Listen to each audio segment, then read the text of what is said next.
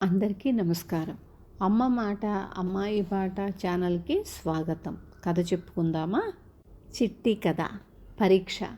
వజ్రాల వ్యాపారి వరహాల శెట్టి తన వ్యాపారాన్ని తన ఇద్దరు కొడుకులలో ఎక్కువ తెలివైన వాడికి అప్పగించదలచి ఇద్దరికీ చెరొక చౌకబారు వజ్రము ఇచ్చి అవి మేలుజాతివని చెప్పి వాటిని అమ్ముకురమ్మన్నాడు.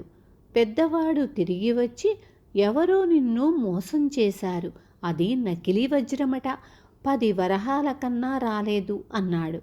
చిన్నవాడు వచ్చి, అది నకిలీ వజ్రం, నువ్వు పొరపాటున ఇచ్చి ఉంటావు, అయినా దాని నమూనా గొప్పగా ఉన్నదని చెప్పి 100 వరహాలకు అమ్మాను అన్నాడు.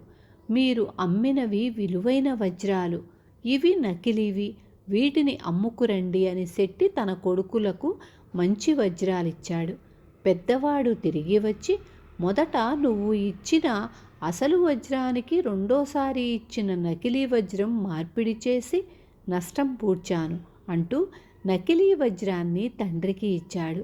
రెండవవాడు తిరిగి వచ్చి, ఇదే అసలు వజ్రం, దాన్ని 10,000 వరహాలకు అమ్మాను, ఎందుకైనా మంచిదని ముందు అమ్మిన వజ్రానికి మరో 10 వరహాలు అదనంగా ఇచ్చుకొని దాన్ని కూడా తెచ్చాను అన్నాడు. శెట్టి తన వ్యాపారాన్ని రెండో కొడుకు అప్పగించాడు.